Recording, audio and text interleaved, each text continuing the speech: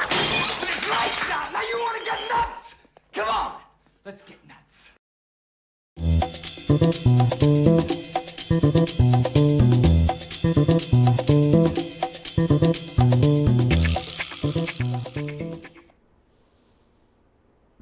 Well, hello, everybody. What's happening? What's everybody doing today? Hey. It is hump day, so stop all your humping as usual. How you guys doing? You know, let's talk some movies, let's talk some stuff, let's talk about a lot of things. Why not? That's what we do on here. Film Junkee Live. Make sure you smash that like, thumbs up. Make sure you subscribe to the channel. Got all the stuff, of course. Got the Patreon, got the member. You know, if you want to become a member, do that. And then, of course, we got the Film Junkee Closet with shirts like this down below. That's right. Stand up a little. There we go. Too short. Anyways, what's happening, guys? I'm doing pretty good there, Mr. NK Productions. Not too shabby today, actually. Not too bad. What up, Carlos? Good to see ya. Got Jason right here. Always good to see you, brother. We got Eric Patterson. Hi. That's right. Well, I mean, it is labeled John Carpenter synthesizer type music. So, yeah, you nailed it. I think he's all of our Superman. He's all of our Superman right now. That sounded weird. Cheers, Jay. Cheers. What's going on, Selena? Good to see ya. Alakazoo. Hi. Hello, Miss Rosemary. Always good to see you. How many games left in the World Series? None. It's fully over with there, bud. Braves took it all. What's going on, Mr. Scully? Good to see ya. Let's get nuts. James. Let's get nuts. Hey, what's going on there, Tyler? Hi. How we doing? Yeah. Cavill forever. That's right. The man. Boop. Hey, Dave, don't worry. Anya's boyfriend ain't got nothing on you. He looks like a bland, unseasoned chicken. That's right. I like it. You bring the habanero. Now you're making me hungry for some habanero chicken. What's going on, Niner fan? Yeah, it was a tough loss. Tough loss the Niners had.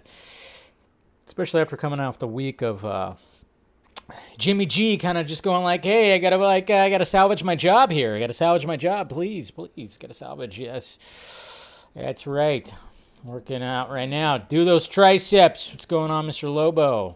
Dave, the Taco Bell app has the grilled cheese burrito. Oh my God! Oh shit. Well, I know what I'm getting this weekend. Oh, I love that burrito. Oh, thank you, Meg. Thank you for bringing that to my attention. You know, I haven't, how long has it been since I've had a Taco Bell? A few weeks. Perfect. That was like my ultimate favorite burrito that they served was the grilled cheese burrito, because not only did they have cheese on the inside of the burrito, but they have cheese on the outside of the burrito that's baked into it. They just put this cheese spread over it and then they grill it. It's delicious with some fire sauce, which I tell you what, comes to Taco Bell, I like their fire sauce. I don't care. They give me extra shit. I save that. I put it on my eggs, put it on other stuff too. I mean, it's good stuff, right? So thank you for letting me know. Yeah, jeez. That's right. I know, I'm getting hungry already. Stomach's going to be like, so that's what's going to be happening. But yeah, that's exciting. But it's only on the app. That means I have to like order on the app and then go, which is fine. It's fine. We are in 2021. I can order online and then go pick it up. So that's exciting. I guess that's going to be, I think that's going to be my, maybe that's going to be my breakfast on Saturday. Yeah, it could be, because when it comes to Saturdays, after a lengthy vodka stream, which usually is what happens, I tend to wake up and go, I need something gross and greasy to just like help me out here. So I might have to make it over to Taco Bell, because I know they have full-on breakfast menu now, which I'm like, okay, maybe I'll try that out too. So there we go. I think that just like the quesarito. Oh yeah, the quesarito, that was also good. Jeez. Also, yeah. I'm pissed the grocery stores haven't. Oh, they actually do. They do. Like my grocery store I went to, they actually had it. I haven't had it because I always get the Frank's. I always get different versions of like Frank's Red Hot sauce. So I've been on that kick right now. But they actually do. They do sell the Taco Bell fire sauce, all the sauces, medium. I don't know what the next one is, but I always get the fire because I ain't no pussy. No, it's the half Mexican in me. No, it's actually not that hot. That's the thing. It's not that hot. I've had some hot sauces that just, but yeah, when it comes to Taco Bell, it's just perfect. It's like a perfect, like, you know, a little bit of a burn, not too much. And then it's just, I don't know, it's got a good flavor. So that's all I'm saying, you know, that's all I'm saying. Anyways, so that's exciting. You just made my night, Meg. You just made my night by telling me that. What's going on, Mr. ACS? Anthony is here. Good to see you, bud. Always good to see you. Yeah, so... Anyways, yes, but your stores don't have it. Okay, that sucks. That sucks because luckily, anytime you go to a Taco Bell or anywhere, you always go like, isn't that always funny when you ask for like, hey, can I get some ketchup or a hot sauce? Usually you're thinking maybe I just need, maybe 2, maybe 3 packets. What do? They just go, here you go. And they just like put just a hand. You're just like, you're walking back to your table like, Jesus Christ. Fuck. They give you a shit ton. It's like, we need to get rid of this shit. When it comes to the fire sauce, I'm perfectly okay with it. I totally am. I'd save that shit. It just seems like when you ask for that fire sauce, they'll give you a separate bag just with fire sauce. You're like, here's your sack of fire sauce. And I'm like, thanks. It's going to last me, 2 years. Cool. That's what's so good about that. I love the fact that they do that. Anyways, enough talking about that. Is it racist? What, is it racist for me to assume that you love tacos? Yes, it is. I'm really offended. Where's Jose at? Jose is supposed to be in here. Well, Meg's a moderator too. She's going to kick you out. I'm offended. Only half of me is offended, though. Only half of me is offended. But who doesn't like tacos? Who really doesn't like tacos? I don't know if I want to meet anybody or know anybody who doesn't like tacos. It's tacos. What's going on there, Mr. Paul Smith? Good to see you. Taco Tuesday is a thing, yeah. But it is Wednesday, so not exactly right now. So cancel them. I know. Tacos are it's just perfect. Like, just perfect. It's just a perfect kind of food because essentially when it comes to Mexican food, it's all the same. It's almost all the same thing. If you think about it, you got a burrito, you got a taco, you got a tostada, or you just got like a plate that has beans, rice, and cheese. That all just ends up getting into a tortilla. Everything's got like a tortilla base almost like that. Because anytime you even get like a meal, you get tortillas with it, with the meat, with the rice, with the beans, with cheese on it. So if you were to just take everything in that meal, you just put it in a tortilla, guess what? That's a burrito. And then if you wanted to just hold the burrito, you didn't want to wrap it up like it's a sleeping bag, then guess what? You just hold it, you fold it, that's a taco. It's all pretty, a tostada is just a fried tortilla that you put all the shit on. It's all essentially the same. That's what it is. And, that's, us Mexicans knew what the good ingredients were. It's like, yeah, you got the beans, you got the rice, it's just, mira guacha, that's just what we do, it's just, come on. It's all delicious. And just smother it with cheese. That's what you got to do. That's why I'm so excited. The grilled cheese burrito is back at Taco Bell because it's delicious. It's just delicious. Hey, soft tacos. I'm actually a soft taco person myself. Yeah. As much as I do like a little bit of a crunch sometimes, but yeah, I'm also a soft taco guy, which, mind you, that's initially the way that it was actually supposed to be. I think I actually heard that the hard taco shell is more of an American thing than a Mexican thing. That's right. So just saying, soft tacos, that's always the way it's always been because, when it comes to Mexican food and authentic Mexican food, my nana can make some tortillas like no other. Come on. Mira guacha. Jeez. It's always been soft. Always been that. So, like, when it comes to the hard taco shell, more of an American thing. More of an American thing. I'm just saying. There you go. You just learned a little bit about Mexican food. What's going on? All right. You already know my thoughts. Henry all the way. Yeah, we'll definitely do that. Soft tacos. Yeah, it's the way a taco's meant to be. I'm just saying. Oh, yeah. Yo, you know. Yeah, some chorizo and eggs. Yes. Delicious. Okay, chorizo, for you people that don't know what that is, it's more of like a spicy kind of sausage. That's what it is. Like a spicy kind of meat that you mix in with the eggs.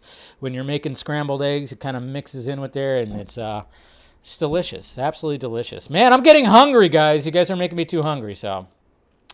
Hey, I'm going to be like her.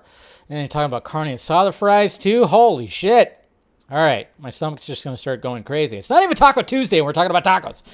But anyways, guys, appreciate you guys clicking in. Of course, the four main topics. We're going to talk about this handsome fucking son of a bitch right here. And then this guy right here who's going to be coming into L.A. Maybe I'll try to meet up with him. And then we got some Batman stuff. And then we got this woman right here who, I don't know, things are coming out. And then you bring up pineapple with pizza. What are you doing? Seriously, ban him. I know Meg won't because she loves pineapple on pizza, so she won't ban it to you. Sadly. Ugh. Sorry, no. I'm not saying it's absolutely terrible, but I'm just like, nah, I don't want sweetness on my pizza. Okay, I don't want sweetness. Zaslav on the vodka stream. Yeah, that'd be pretty sweet. You know, if he would show up and be like, hey, what you gonna do? What you gonna do when it comes to all this? Anyways, let's go to the tweets, guys. Let's go to the tweets. All right, let's see what's happening in the Twitter world right now, or today, I should say. We got all that, of course. Elon Musk sells 1.1 billion Tesla stock. Okay, so is he actually keeping up the bargain of, is that what's going on? Damn, look at this guy. So what is he going to do with all that? I don't know. Elon Musk is an alien. I think he's here to save us all. I know there's some people that hate him. I don't know why, but it's weird. He got chased out of California because California sucks. But hey, that's pretty cool. I wonder what he's going to do with all that. Anyways. But hey, all right. So obviously we're going to be talking about Henry Cavill and the new article from the Hollywood Reporter. But look at this right here. Dwayne Johnson went out of his way to talk about this certain comic book page right here about Black Adam and Superman. Okay, so somebody posted this right here, which basically has a little meetup between Black Adam and Superman. And it's very cordial. It's kind of nice, even though I love the emphasis on the panel that shows him kind of like, I'm going to get up right here. And they shake hands. But this is what Dwayne Johnson had to say. I like it, sort of how I always envisioned it. That's right. He's always envisioned a meetup between Black Adam and Superman. Except the handshake at the end. Never. Wrong guy. We all saw the clip that they showed at DC Fandom. We know that he's going to be a ruthless asshole at first. We'll see what happens more to that. But what's funny is I showed that clip to my dad on Sunday. He hadn't seen it. And, my dad's a big Dwayne Johnson fan. And he went, what? Dwayne Johnson's the bad guy? I'm like, yep. And he went, huh? Well, that's interesting. I mean, he was intrigued by it. Because, Dwayne Johnson's always been the good guy. And I love the fact that he's interacting with people on Twitter, especially people who are like posting stuff like this. And man, they're just like, he's like, oh yeah, that'd be cool. It'd be cool to see Superman and Black Adam confront each other, but no handshake. Or if there is a handshake, you're going to get that sound effect of like that crack where he's going to start squeezing the shit out of Superman's hand or something like that. It's pretty damn cool. It's pretty cool. So, I mean, this is what this was response to, because it said, The Rock says he's happy with the first cut of Black Adam and wants it to be even better. Of course, who doesn't? You're always happy with the first cut, but of course it's always going to get better. He says, I think I can never say his name, Mr. Sura. The director delivered a great first cut. I am happy yet not satisfied, and we will continue to put the work in. So that's what this was responding to. Apparently, yes, there is a full-on first cut of Black Adam, but yeah, it's never going to be like, oh yeah, that's good. We're good, guys. Wrap it up. We're good. Post-production done. So he's not fully happy with it yet. So that's what this person was responding to, which is somebody who's actually within the community, which it's pretty cool. But, I mean, remember, guys, we must remember that, you know, him and Cavill, represented by Miss Danny Garcia. I mean, like, come on. I mean, we're going to be talking, of course, about Henry Cavill in this show, but it's something that we all definitely want to see. Obviously, Mr. What was Hiram? I always forget his name. When it came to the premiere of Red Notice, he talked about Wonder Woman interacting with Black Adam at one point too, and it's just like, yeah, that'd be cool to see Wonder Woman and Black Adam, of course, go toe-to-toe, but we want to see Superman and Black Adam go toe-to-toe. But I like the fact that Dwayne Johnson is really keeping up the assholeness of being like, nah, we wouldn't shake hands though. Fuck that. Fuck that guy. Yeah.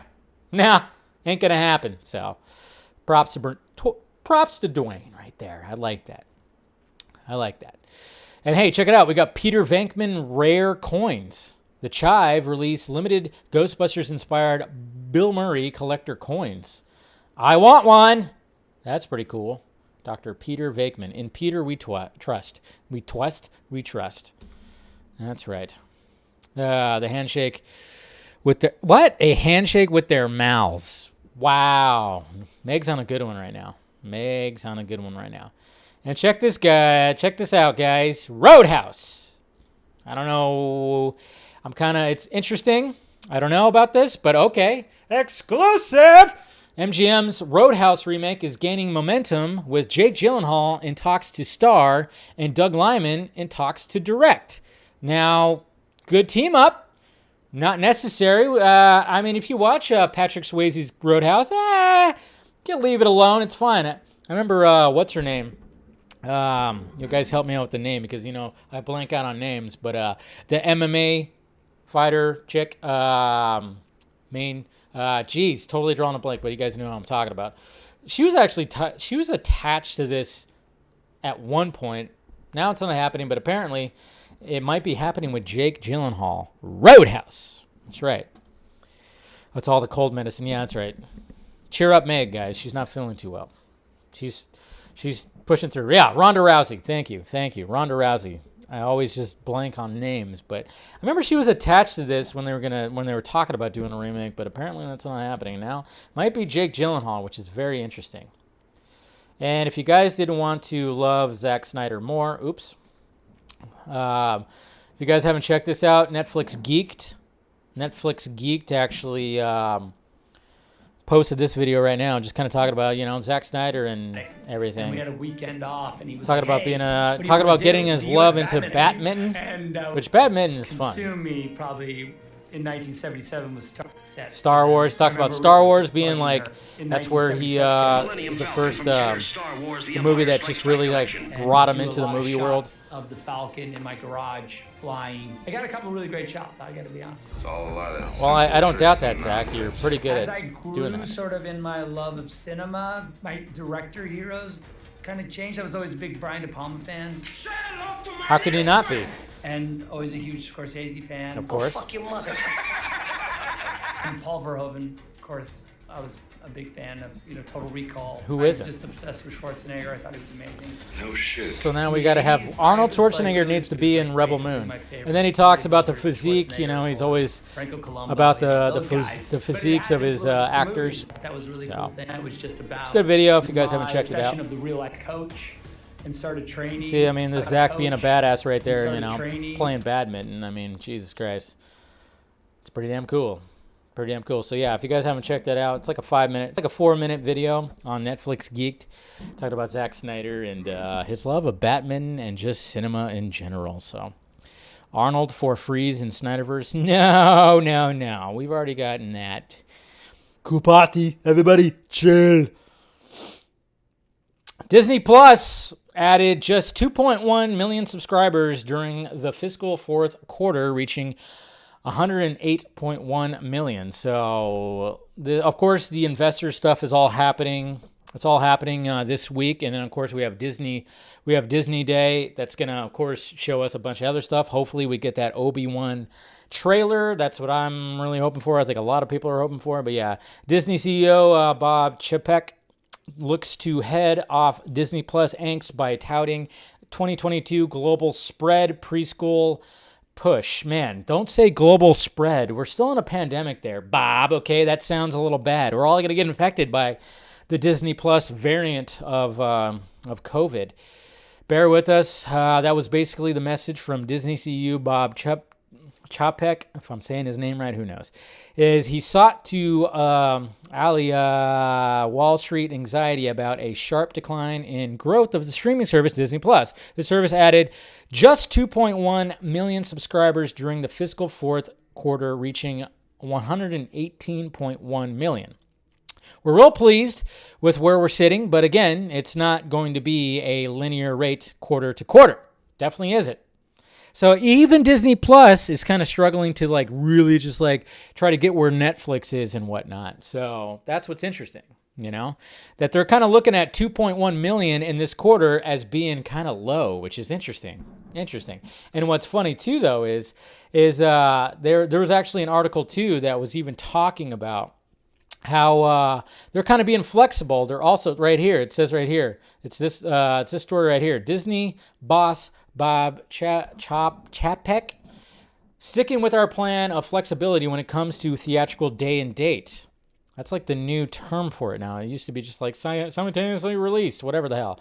But they're talking about, obviously Disney has a commitment of doing the theatrical window when it comes to their new releases right now. But we're sticking with our plan of flexibility, said the CEO on the Coglum's quarter four earnings call. We're still unsure in terms of how the marketplace is going to react when family films come back with a theatrical first window. So, kind of being a little bit flexible with the whole day and date thing, which again, you never know what's going to happen with that. It always is interesting when you talk about streaming versus going to the movies and the day and date shit.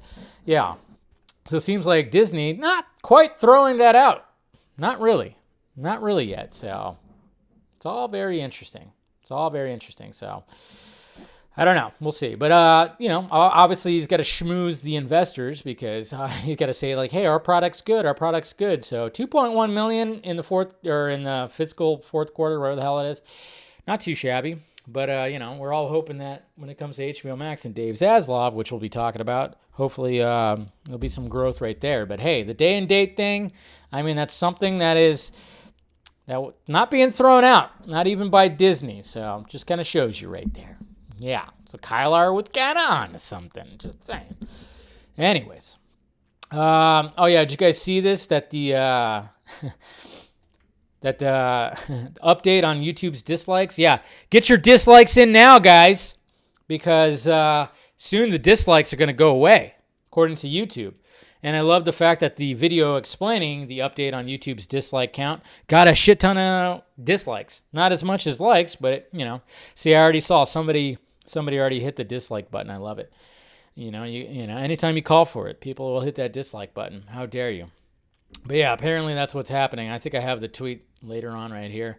But first, look at Adam Driver, turning on his lightsaber. I always thought that was cool. I don't know why. I thought it was cool that he just put some fucking oomph in it. I really love that. It's a good scene. It's a really good scene. And you know what? This promo art right here is better than the poster than what we got, right? The official poster. There are actually more dislikes now? Yeah, I could see that. See, we got 2 dislikes on this video now, too. Here's some promo art for Spider-Man No Way Home, which I think is actually better than the poster that we got. I think it's kind of cool. You got, obviously, we know Doctor Strange. You got everything right there. I think it's a pretty cool poster. Yeah, I think or promo. I think it's better than the poster that we got, which is interesting, right? Paramount doing some pushing of release dates. Paramount pushes Transformers Rise of the Beast back a year, June 9th, 2023. So that means reshoots, and maybe they're not too happy. I don't know. Who knows? The Star Trek film delays launch to December 22nd, 2023. So 2 years from now, we're supposedly going to get another Star Trek film, which, is it going to be the Tarantino one? Please say it's going to be. No, it's not going to be the Tarantino one, but I don't know. So that's what's happening over at Paramount right now. So very interesting. And yeah, apparently Ryan Reynolds uses his mom's Netflix account. Good promotion right here. Good billboard. I like it. And of course, Dwayne Johnson posted about it. One last heist for the road. Beat that. Ryan Reynolds, for the record, Ryan's mama is an amazing woman. Not sure why Ryan turned out the way he did. Zing. They're already going after each other. This is marketing. And then Ryan Reynolds says, in all fairness, my mom uses my OnlyFans account. There you go. Ryan Reynolds has a secret OnlyFans account? What? So do I. What? I didn't say that. Moving on. And, of course, my little sketch I posted yesterday, which you guys saw at the beginning of this. And then how can you not love Paul Rudd, sexiest man alive right now, apparently, according to People magazine. Paul Rudd is the sexiest man alive, but this is what he did right here. This is pretty hilarious. So when he was being interviewed, he pretended like his feed froze up right here. So this is pretty funny. I work for comicbook.com, and I apologize in advance, but I'm going to get fired if I don't ask at least one Marvel question. So this is a chance for you both to clear the air. Is Ant-Man or Proxima Midnight in Spider-Man No Way Home? Because it seems like everybody's in that movie. Carrie, do you want to go first, or? Oh, I think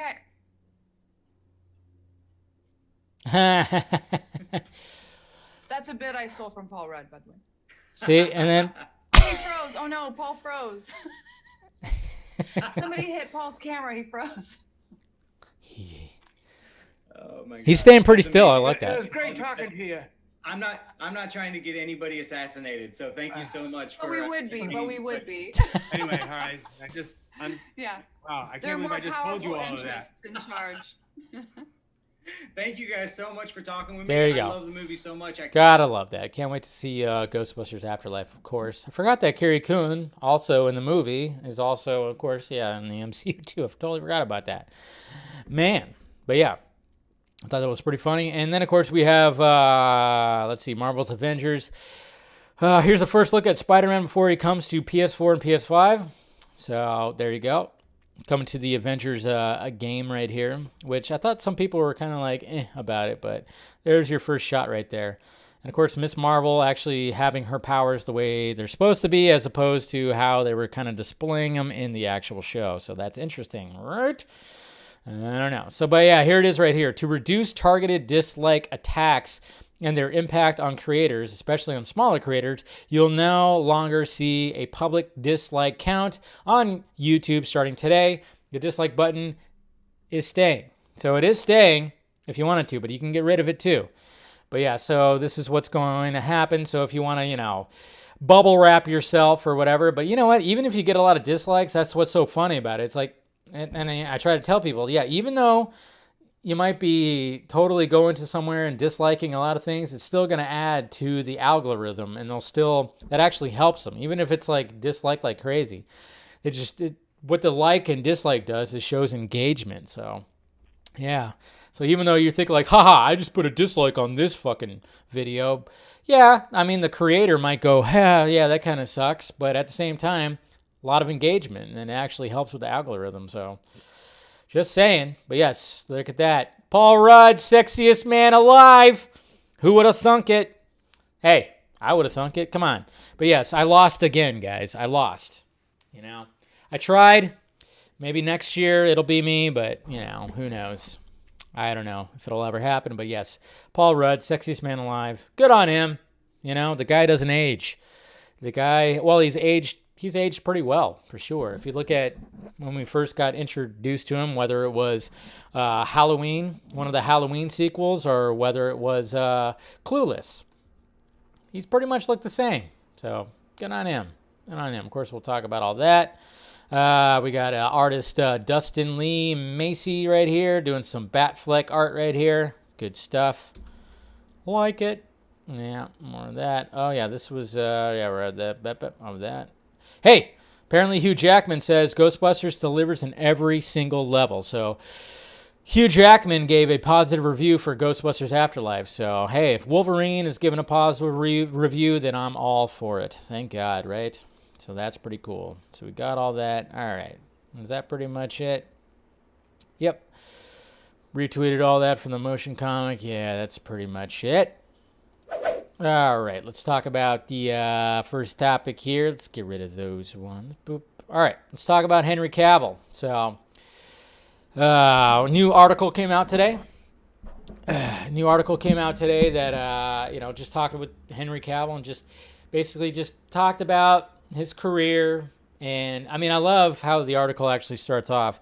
And in the caption, it says, when it comes to Henry Cavill, because, I mean, that's why it's just like, where are these dummies at Warner Brothers not giving this man another Superman movie? It doesn't make sense. I mean, first of all, look at that side profile. Come on. The guy fucking is Superman. He looks like Superman. He totally just like, I mean, that's what Snyder saw. He was like, yes, look at that guy. Look at that side profile, you sexy bitch. Jeez. Got that chin, you got the nose. It's all there. It's all there. And then they said why Henry Cavill basically already is James Bond. Yes, he essentially is. The British actor with a soldier's discipline, a gentleman's demeanor, and a high tolerance for extreme punishment opens up about The Witcher Season 2, Highlander. I always forget that he's going to be in Highlander. His Superman and Mission Impossible futures, and the elusive spy role directors insist he was born to play. That's right. Directors are saying that he should already, be playing James Bond. That's right. Sexiest man after me. What he said. Henry Cavill stands, the 6'2", but seems taller because he's so broad. His muscles stretch an ordinary camel colored knit shirt into a bulky superhero outfit. I'm amazed how many people recognize me with a mask on, the actor says, and it's unclear if he's being modest or truly doesn't know how cinematic he looks.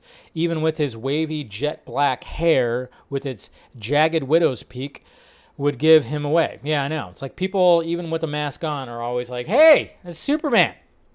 So they sat down with him, talk about it.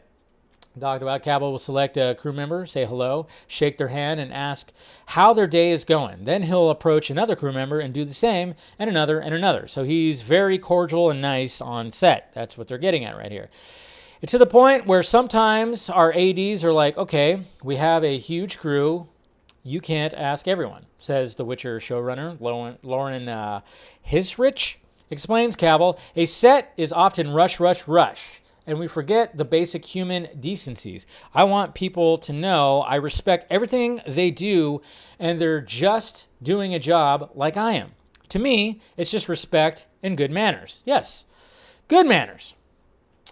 He's played Superman in a trio of DC films that have grossed over more than $2 billion. I mean, come on.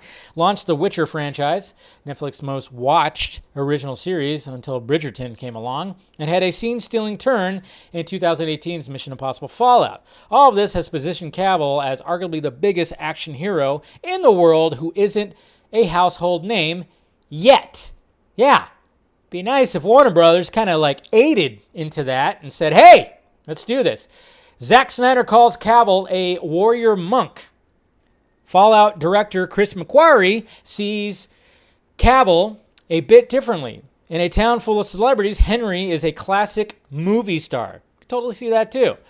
It's not like there was something in the water in the 1930s and 40s that there isn't today, McQuarrie says. Movie stars are not as abundant now for two simple reasons. The industry wanted and cultivated stars, and there were people ready to do the work required to be stars. Henry is in the category of somebody hell-bent on doing the work, and that work is hard. That's right, building PCs and everything. He knows how to put himself out there. Cavill certainly working more than ever, set to star in John Wick director Chad Stahelski's reboot of the action fantasy Highlander, reprised his role as Sherlock Holmes in Enola Holmes 2, and head the all-star cast of Kingsman director Matthew Vaughn's spy thriller Yeah, that's right. I forgot that he was actually going to be starring that. So, I mean, again, he's already pretty much being James Bond. Like, you take Man from U.N.C.L.E., you take this movie that he's going to be in. It's almost like kind of the same thing, and stuff. So, I mean, you got that, at least. So, The Witcher Season 2, The Witcher Returns Season 2, of course, that's going to be coming out. We all saw the little previews for that, little trailers for that. There's also never-ending speculation that Cavill might be in line to play the most highly coveted character in action cinema, James Bond. For this part, Cavill acts vaguely perplexed by all of this. Something has changed. Something has shifted, he says. After 21 years of hard work, I have 3 jobs lined up. Maybe it's me, maybe it's my approach, maybe my value as a commodity increases being attached to things like The Witcher. Now I can really focus on storytelling and grow from here. And there he is, looking, of course, with that skull. That's right. Snyder recalls the moment when he was sure that the relatively unknown Cavill was right for the career-making role of Superman in Man of Steel. It was 2010. This was 11 years ago. This is crazy. And the director was shooting some test footage with the actor to present to the studio. He asked Cavill to try on one of Christopher Reeve's original spandex suits from the 1980s Superman films. When you see the suit on the ground, it's kind of all shriveled up. It's just spandex. It looks like, oh God, that's not going to be cool, Snyder says. Henry put it on in this trailer, and there's a version of this where he comes out and it's like, I'm Superman. And you're like, okay, it's Halloween, but Henry came out and even the crusty grips we hired for the test got quiet. Everybody was heart attack serious. We had just the right energy. We were like, oh, he's Superman. And that's what Superman looks like. So there you go. There you go. Cavill says he was thinking something else. If I'm going to be honest, what was going through my mind was, Lord, I'm too fat to be wearing this suit right now. That's right. Henry Cavill thought he felt too fat when he got into the Superman costume first. Can you imagine that? That's right. Even as good looking of a guy as this guy is, he thought he was too fat. Jeez. Well, I mean, you could kind of see it because if you look at Cavill as a kid, he was pretty husky. He was a husky kid. So, you know, that sticks with you. Sticks with you. So, he said that. And then also, I can't believe I'm actually doing this. There was a sense of excitement, achievement, and nervousness. Man of Steel was a success. What? It's not what I heard. That's not what I've been hearing for the last 8 years. It was a success? Wait a minute. It's not what I've been hearing, but whatever. And fans clamored for a direct sequel, but Warner Brothers seemed intent on following Marvel's Avengers playbook with a multi-character mashup title such as 2016's Batman vs. Superman, Dawn of Justice, and 2017's Justice League. Womp womp.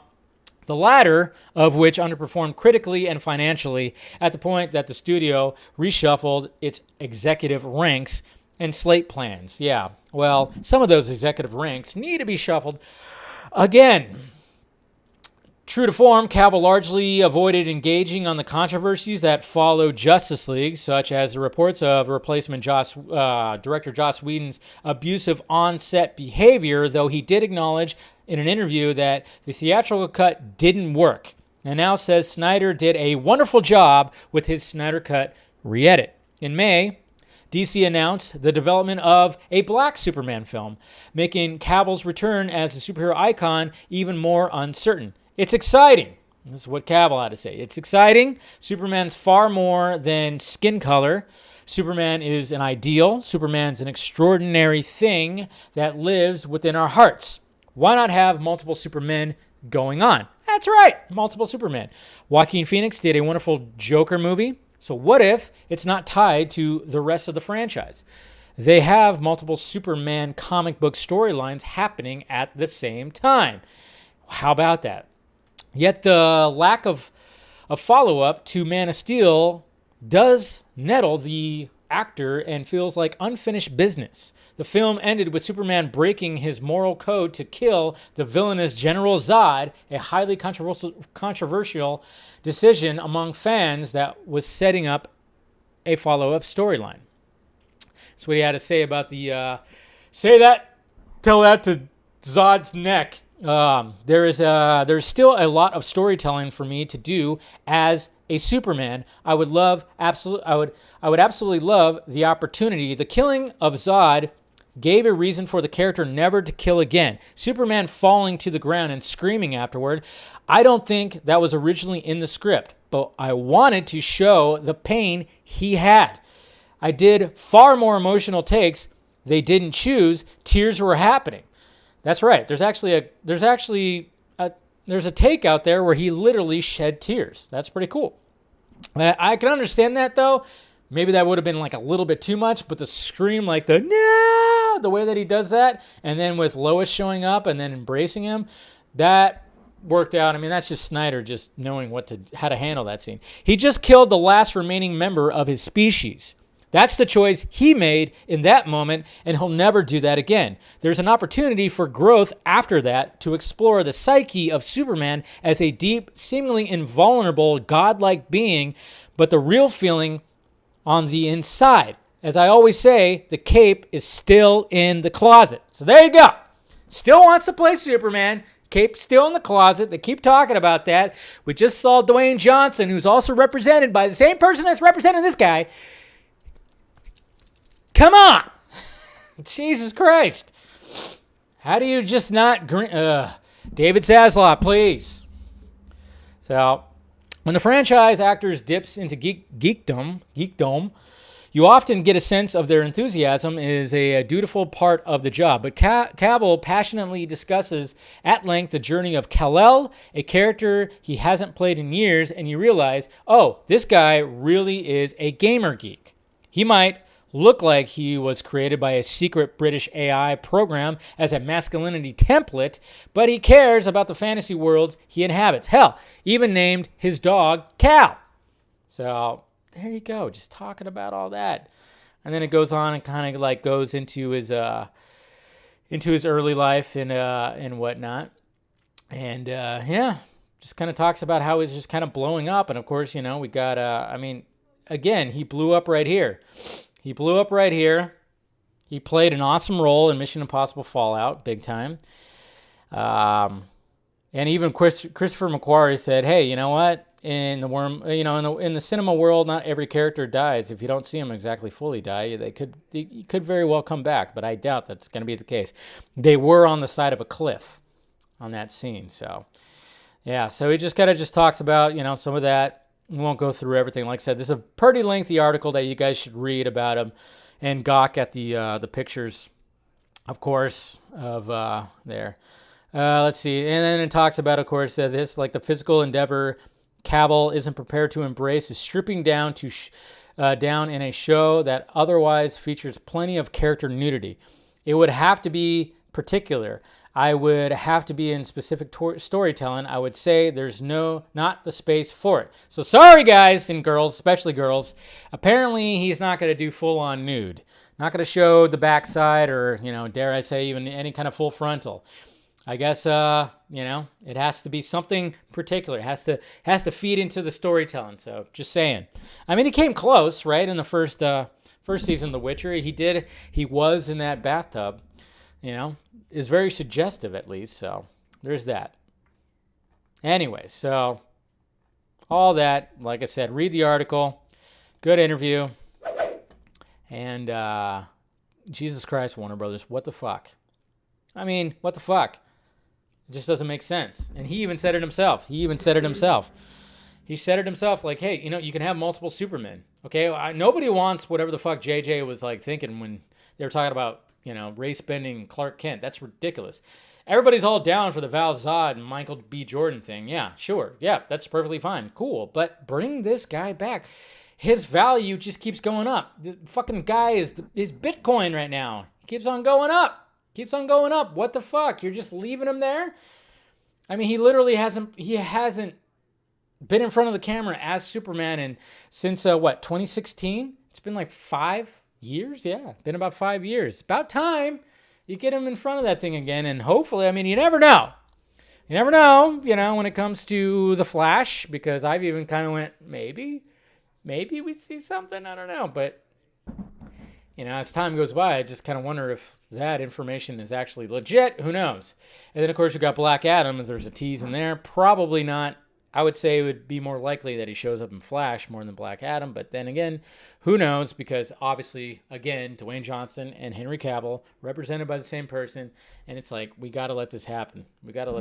So we'll see what happens, though, guys. We just got to be a little patient. Yeah.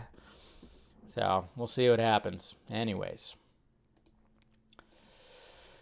So speaking of Warner Brothers and David Zaslav, well, let's talk about this new article right here, also by The Hollywood Reporter. We all knew that he was going to end up making his way over here, and turns out that's what's going on. Discovery CEO moving to LA after WarnerMedia merger. I'm going to be very hands-on. David Zaslav says he'll have an office on the Warner Brothers studio lot and has ideas about the unified leadership structure at the merged firm and isn't ready to present that yet. So he's working. So it says right here, Discovery CEO David Zaslav will move to Los Angeles to run the new content giant to be created by the merger with AT&T's WarnerMedia, which is expected to close by mid-2022, the executive said on Wednesday. I am moving to California. Poor guy. It's pretty bad over here, but okay. Specifically LA, with an office on the studio lot, because that is where the content is made. This is a content company. The man who will also be CEO of the combined Warner Brothers Discovery told the Poly Center's Poly International Council Summit in a session that was webcast. I am going to be very hands-on. The better our content is, the better chance we have of being a leading media company in the world. So there you go. So he's got a lot of good things to say. And of course, I mean, look at what we just heard about Disney, Netflix, all that stuff. Calling Netflix and Disney formidable competitors, and said that we have a bigger library than Netflix, which is true. I'm telling you, go to that Turner Classic Movies section of HBO Max. It's awesome. I'll put on just a random old movie that I haven't seen in fucking years. It's a great little, it's a great section. I set out the merged firm as the greatest media company in the world. Asked about Netflix, he also said they seized the moment in a meaningful way when media users wanted content anytime and any place. But Warner Brothers Discovery has advantages, Zaslav said, highlighting we can open a motion picture anywhere in the world. So yeah, he's talking about what Warner has, the edge that they have on the market when it comes to, hey, yeah, Netflix, you can't just put a movie out. You have to, you're still very much just a streaming service. We still can do very much open up a movie somewhere if we wanted to. And again, bigger library. Other media companies, they are mostly pickers, that's what he said, of content, but Warner is a maker. See, that's the thing too. Netflix is becoming a maker, but not everything that they make is great. They do have lightning in a bottle every now and again with your Stranger Things and your Witcher. I mean, but that's technically not their IP. They had to get that IP. But WarnerMedia, Warner has original IP, and they're gonna throw it all out there. So yeah, I mean, it's good. It sounds like he's very enthusiastic. They even asked him about the Dave Chappelle special controversy, too. Zaslav said, he saw the special, but I am going to leave the specifics of that to Reed Hastings and Ted Sarandos. But he emphasized the company was purpose-driven to and wanted to make people feel safe while enjoying artistic freedom, saying that it would strive to strike that balance. So there you go. Good on him for not going deep, yeah, I'm totally on Dave Chappelle's side, which it sounds like he kind of is, which I think most people are, because the overreaction has been pretty damn ridiculous. And nobody's really talking about it anymore, right? No one's really talking about it anymore, right? Just kind of fell by the wayside, but good on him for at least going yeah, creator freedom. but also making people feel safe. Yeah, you got to find that little balance right there. That's what it is. That's what it's all about right there, folks. So, good. He'll be hands-on, and he's bringing in the guy who helped launch Disney Plus. So we'll see what happens. Like I said, hopefully we get some good content, some original content, and some good DC content. Okay, I think that's what we need. It's definitely what we need. Whether or not they use the Snyderverse template, well, I think, you better believe that he's seen all that. He's seen the numbers. He saw the 1.5 million restore the Snyderverse stuff. He's seen all that. But he's probably kind of going like, what the fuck, guys? You guys just let this... now he's over at Netflix, and he's going to be working at Netflix for 5+ years. Now we lost Christopher Nolan. What the shit? That's the thing. And hopefully, like I said, hey, sorry, Toby, get out of here. Cutting you loose. Hamada, we're going to keep you, but we're going to take you off DC Films. We're going to put you where maybe, work on these little, like, romantic comedy streaming series or something like that. I don't know. Who knows what he's going to do with Hamada. I think if anybody's going to lose their job, it's definitely going to be Toby. Definitely going to be Toby, so I don't know. We'll see. Hopefully some good stuff is going to be coming out of it. Kudos to Zaslav. Yeah, I know, right? Anyway, so good stuff in that article as well. Now let's talk about the Batman. We got some new posters because, anything that comes out of the Batman, it's good. Good posters. And some stuff was released. We, of course, earlier in the week, I think, what was it, yesterday or the day before, we saw promo art for merchandise that we're all going to be seeing, which looked absolutely fantastic. But yes, now we have a poster right here. And I love the red theme, of course. We got the Batman logo, which we'll look closer at because it has both Batman and a Catwoman on it, which is cool. Love it. And then we got this poster right here. I am the Shadows. Not only is he vengeance, but also the Shadows. I like it. I like it. I was like, at first I was wondering about this Bat logo. It's very much kind of like a Jim Lee type logo with the wings really kind of spread out. But man, I'm really growing to love it more and more as more stuff comes out, because I was kind of like, cool. I kind of like the Fat Bat and whatnot. But I've always been a fan of the emblem too. But as like more stuff comes out and seeing the logo even more and more, I'm like, yeah, I dig it. Because I was kind of wondering, like, how are they going to... Because on his chest, obviously, you don't really see the ears of the bat.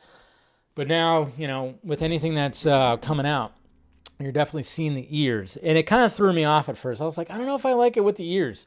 But now I do kind of like it with the ears. But yeah, here's a more up-close look at the logo, which, come on.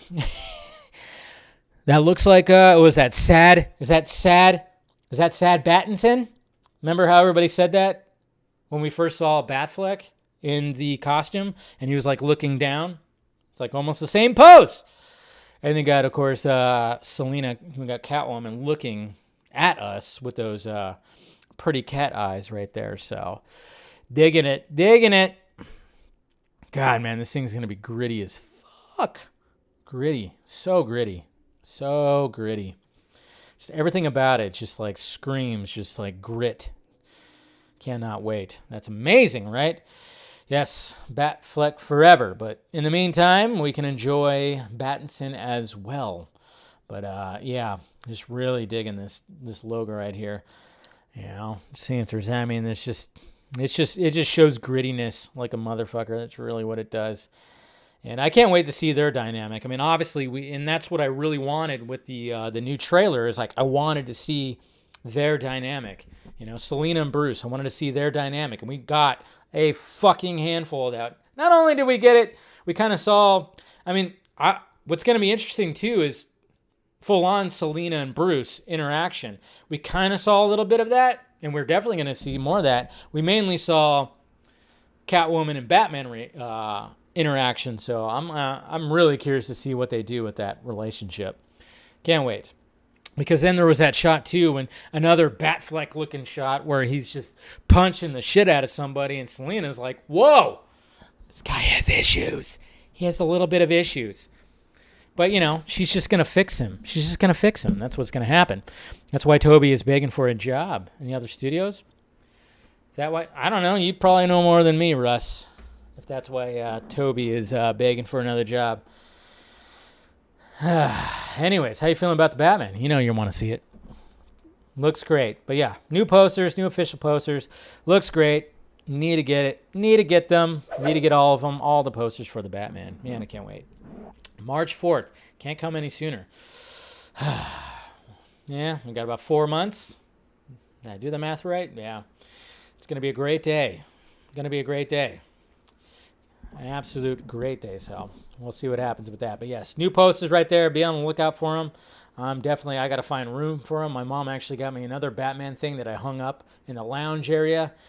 But then again, it's like, I'm going to probably be moving next year, so I'll find a spot for it. That's for damn sure. I'll have a whole wall dedicated to the Batman. That's right. Edward. Team Edward. That's right. Anyways. Oh, man. I don't think Meg's here anymore. All right, let's talk about the Letitia Wright thing because this got brought about. It's been interesting. Because obviously they're shooting the sequel to Black Panther, Wakanda Forever. Instead of recasting, of course, Chadwick Boseman, they're just moving forward. Not sure how they plan on doing it. I understood why. I've always said I understood why they decided not to recast him. But I also went, you should recast him. Because it's just like, he was in, of course, 4 movies? 4 of the movies? And yeah, as much as it's heartbreaking and as much as you want to respect the legacy that he put out there, it's like, but come on, guys. I mean, it gets to the point where you just have to do that because T'Challa is a very pivotal character when it comes to the Marvel Universe, and you're just not going to have him, so you're just going to try to move forward. It's going to be interesting to see what they do with this. But then they have this controversy right here, which is, of course, a lot of people are like, well, is Shuri going to take up the mantle? But then, of course, now when we're so divided when it comes to vax and not vaxxed, which it's kind of interesting because I've always said there's so many people that I talk to that are vaxxed, but they don't like the mandates. But then they'd be considered anti-vax, which makes no sense. It turns so political, and it's always funny because it's been turned so political on both sides, and then both sides will be like, well, stop making it political. I'm like, well, you fuckers are making it political. Jesus Christ, stop making it political. It's ridiculous. But according to new information that it's just kind of coming out of nowhere, but who knows. So apparently Letitia Wright hurt herself.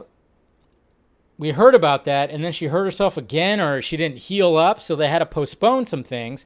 And now it's saying Black Panther 2 star Letitia Wright's unvaxxed status may further delay filming.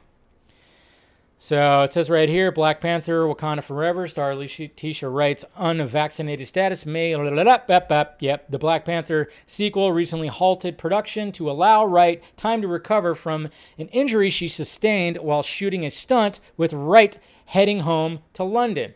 Problem is, as a Hollywood Reporter noted, the CDC implemented a new rule on November 8th requiring all non-immigrant, non-citizens flying to the U.S.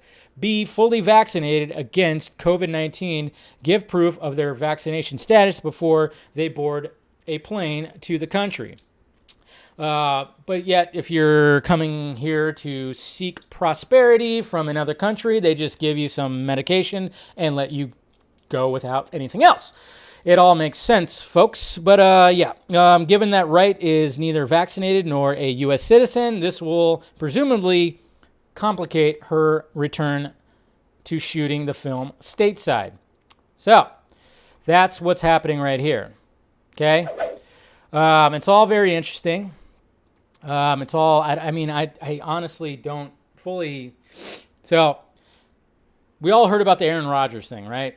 Which was kind of funny. That's been like the talk of the whole thing about Aaron Rodgers. And it's kind of funny. The takeaway that I took from Aaron Rodgers, I think a lot of people didn't realize that there's a D in his last name. Did everybody, you just hear Aaron Rodgers, you just assume Rogers. A lot of people are like, there's a D in his name? So yeah, Rodgers. Anyways, So regardless of how you feel about what's happening with him and everything and all the stuff that he said, and he's even come out saying that there were some misleading things that he said, good on him. He's confessing about that. He's apologizing. Totally fine. But one thing that he brought up was the fact that what's the alternative? When it comes to everything that's happening, when it comes to mandates and the vaccination, what's the alternatives?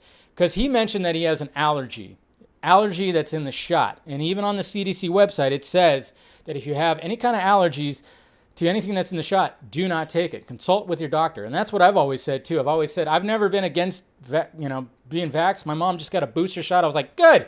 She needs, yes, because when she got COVID, it put her on her ass. So I'm like, anybody, relatives, I'm like, get the vax, get the vax, get the vax. Totally all about it. But what's the alternative when you actually, I've always said, consult with your doctor. Do that. Consult with your doctor. Check yourself out first before you do it. I mean, that should be with everything. You consult with your doctor when you get other medication.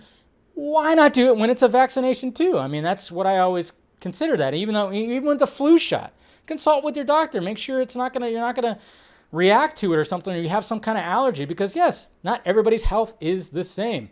So I wondered about that. It's like, what is the alternative when, say, there's a medical thing, or, I mean, in her case, who knows? I know a lot of people think like she's just being them. Maybe there's like some kind of allergy, who knows? But they never talk about an alternative. Now, there is something that's supposed to be coming out, like a pill form of something that's a little bit different, that is a treatment for COVID too, which I'm like, cool. Maybe that'll wipe out this discourse that we constantly have all around, where people are literally looking down at anybody who's unvaxxed or whatever the hell. It's all very, I just always wonder. The question I always have is, what can be the alternative? Because even when this whole thing started and they talked about, okay, this is how you won't get COVID. You stay home, or if you have to go out, you wear your mask, you stay 6 feet apart. Then I'm like, okay, but what happens when you get it? Basically, it's just, hey, stay home, big time, full on lockdown, drink a lot of water, good luck. I mean, yeah, they can maybe prescribe some things or tell you to take some zinc or vitamin D or whatever the hell. But there was never like a full-on thing. And you have people like say, obviously there's Joe Rogan's been talked about it too. And they always talk about, the media makes it seem like Joe Rogan like has a lab and he's just cooking up shit and just like, hey, Aaron Rodgers, yeah, I got the stuff for you. No, he actually went to top-notch medical professionals to be like, hey, what can I do for this? And then he mentioned what he did for it. And then I'm kind of just going like, well, why aren't they talking about the fact that he tested negative like 4 or 5 days later? I'm just like, shouldn't that be information that the general public needs? I mean, if you get the disease, it's like, what can be the good treatments? Now, obviously the vax, you get it, you're most likely not going to go to the hospital. That's why it's good to get it. Sure. But what about treatments and stuff like that? What are the alternatives? That's what I want. That's what I'm always like thinking about, But then, of course, you ask these questions, you say some shit like this, and people just look at you as anti-vax. Even though you could scream to the high heavens that it's like, no, I know there's fucking dumbasses out there that are just totally against it, sure.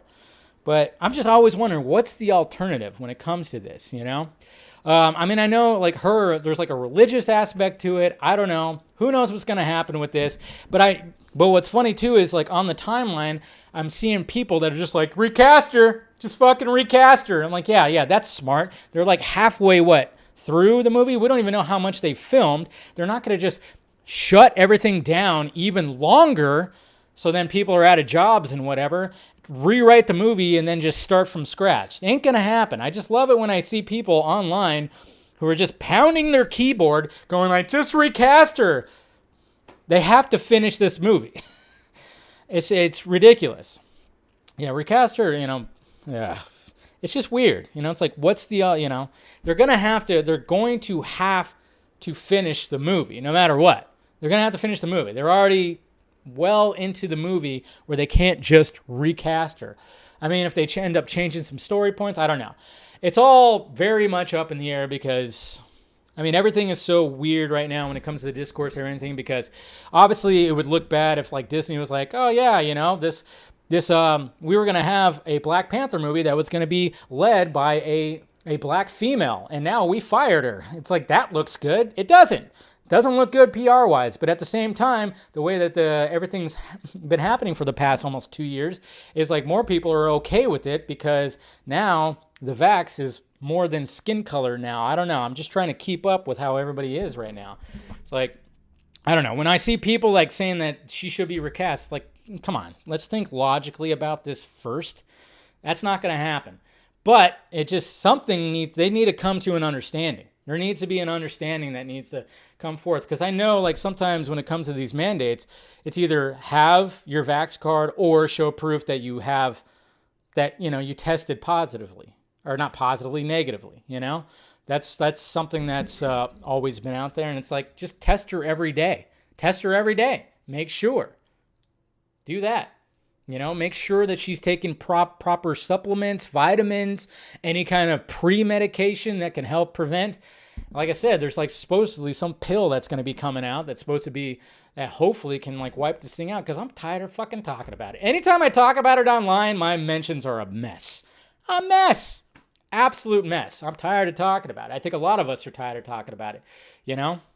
It's like everybody, you know, and nobody ever talked about their medical treatments so fucking publicly before. Now it's like, oh, you got to talk about it. And everybody's like, like I said, you know, if I'm going to get the jab, stick it in my ass cheek. That's where a lot of meat is.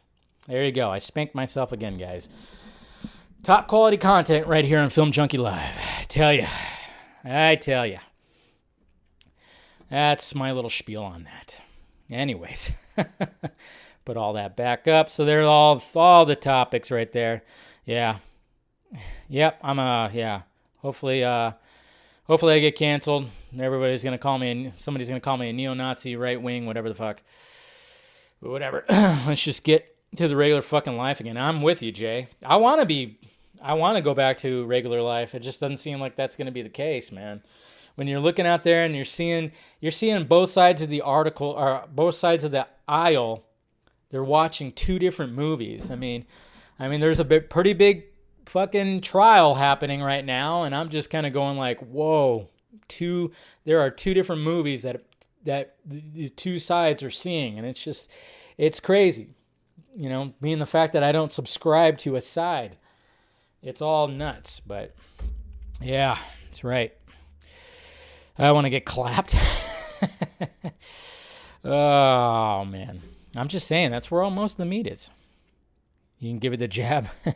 Yes, that's right. Oh, man, that's right. I'm a half Mexican that is a neo-Nazi. That's right. That's what it is. You guys caught me. But I don't know. I'm just tired of the discourse, which I think most people are. It's mainly online. You know, when I'm hanging out with friends and family, you know, people are vaxxed, people aren't vaxxed, people have antibodies. You know, I had to get an antibody test. I'm wondering if mine probably wore off already. I'm wondering if I got another exposed again, though.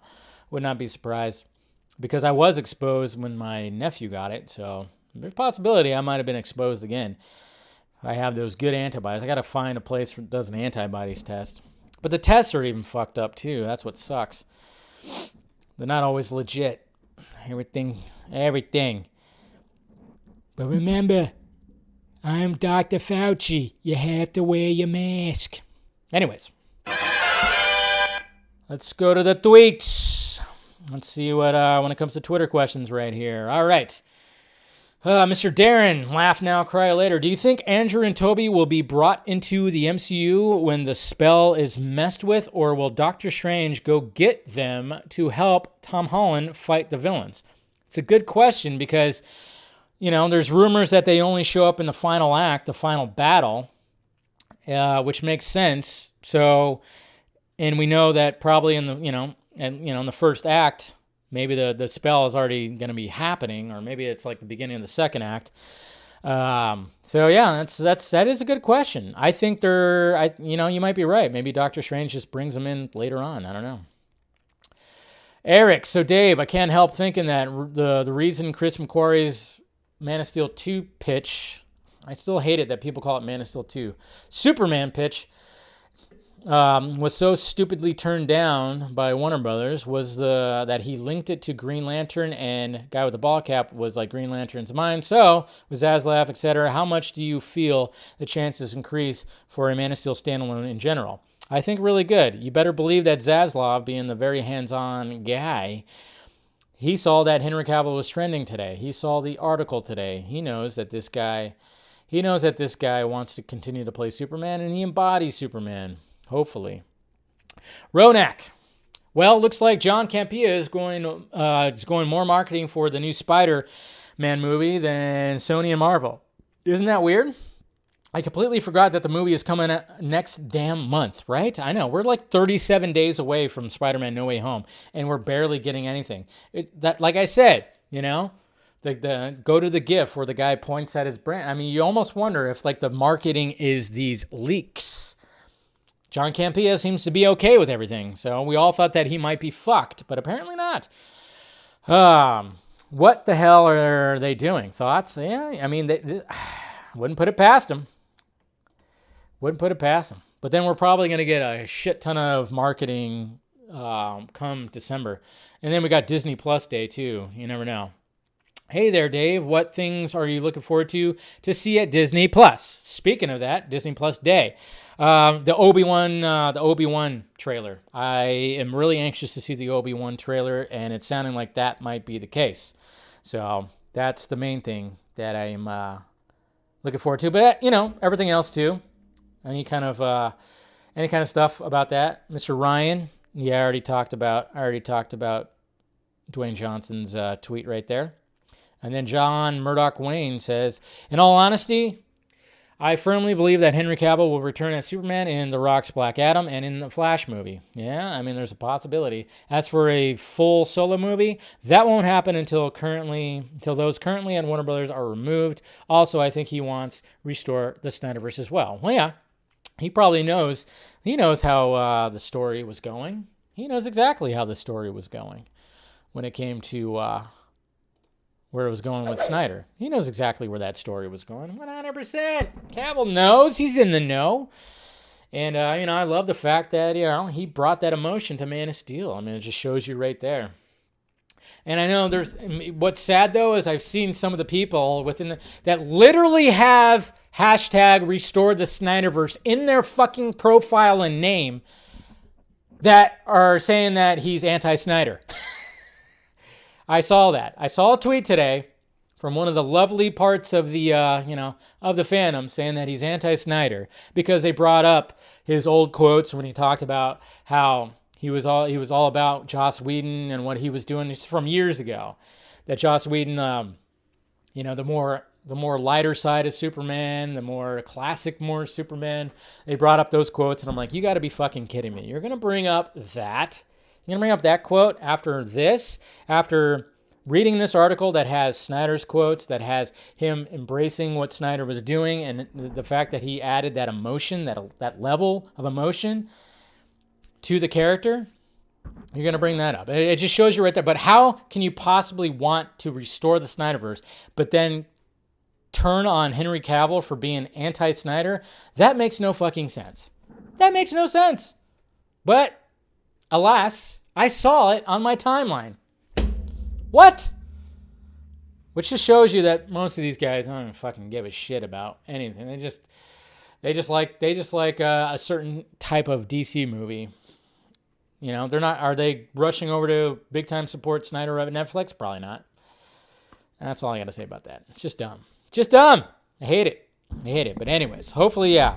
So hopefully we get to see Henry Cavill in that Superman costume once again. Hopefully soon. We'll see what happens. Pray for it. Anyways, guys. All right. I'm going to go ahead and wrap this up. Thank you for clicking in as per usual. Make sure you smash that like, thumbs up before you leave. If you want to join, become a member, do so. Make sure you're subscribed and hit that notification bell so you know when I'm doing this stuff. Got the Patreon right there if you want to help out the pirate ship. Much appreciated for those that do and have. And then, of course, you want the Metalhead shirt? It is down below, of course, in the Film Junkee closet. And like I said, this is Wednesday, so no show tomorrow. I might be going to the movies. Kind of going back and forth on it because I do have some big time work happening with the daytime job. So we'll see what happens. But yeah, so no Film Junkie Live tomorrow, of course. And then, of course, we'll have the vodka stream on Friday. And, you know, that's always fun. Have a couple of drinks or 6, you know, whatever. But anyways, guys, love you. And I'll see you guys on Friday. See ya.